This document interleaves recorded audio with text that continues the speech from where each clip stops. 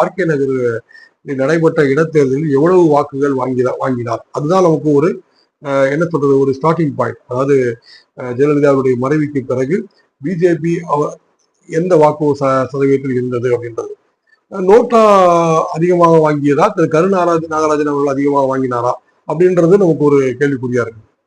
ஏன்னா நோட்டாக்கு பக்கத்துல தான் ஒரு நாகராஜன் பிஜேபி வேட்பாளர் அன்றைக்கு வாங்கினார் ஆர்கே நகர் இடைத்தேர்தலில். அப்படிப்பட்ட பிஜேபியுடைய வாக்குகளை ஒரு 18% அளவுக்கு உயர்த்தியிருக்கிறார் அண்ணாமலை அவர்கள். அண்ணாமலை அவர்கள் செய்வது எல்லாமே நான் சரி என்று நான் சொல்லவில்லை. அவர் மேலும் நிறைய குற்றச்சாட்டுகள் எல்லாம் சமூக வலைதளம் இருக்கிறது. அதெல்லாம் அதெல்லாம் நம்ம சீர்தூக்கி பார்க்க வேண்டிய சில விஷயங்கள் தான். ஆனால் இது நிதர்சனமான உண்மை.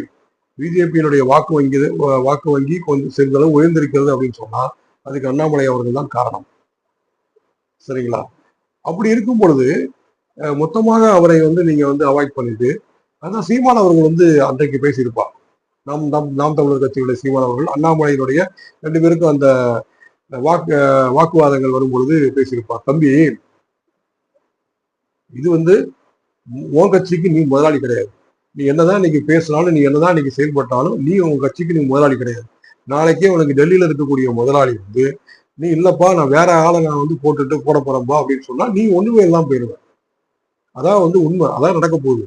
ஆனா என் கட்சிக்கு அப்படி கிடையாது. இங்க எல்லாமே நான் தான். இதை ஆரம்பிச்சு நடத்தி எல்லாமே பண்ணக்கூடிய ஒரு முதலாளி நான் தான் அப்படின்ற விஷயத்த அன்றைக்கு சொல்லியிருப்பார். அதுதான் நடந்தது. என்ன இன்றைக்கு பாத்தீங்க அப்படின்னா இன்றைக்கு அவரு அதே மாதிரி ஒரு டெல்லியில ஒரு உயர் பதவி கிடைத்திருக்கிறதா அப்படின்னு பார்த்தா அது எதுவும் கிடைக்கல. ஒரு தேசிய லெவல்ல ஒரு குழுவுல ஒரு செயலாளராக அவர் இருக்கிறார் அப்படின்றது மட்டும் தான் நமக்கு தெரியுது. எல்முருகர் கொடுத்த மாதிரி ஒரு மினிஸ்ட்ரியோ இல்ல அந்த மாதிரிலாம் அவருக்கு எதுவும் கொடுக்கப்படவில்லை இன்று வரை. அப்படின்னு சொல்லும் பொழுது என்ன அப்படின்னு கேட்டீங்கன்னா, இந்த இடத்துல திரு எடப்பாடி பழனிசாமி அவர்களினுடைய அந்த ஒரு எண்ணமும் ஒரு காரணமாக தெரியும். ஏன்னா அண்ணாமலை அவர்கள் முதலமைச்சர் வேட்பாளர் போன்று அன்று செயல்பட்டார். அவருடைய எழுச்சி அந்த மாதிரிதான் இருந்தது.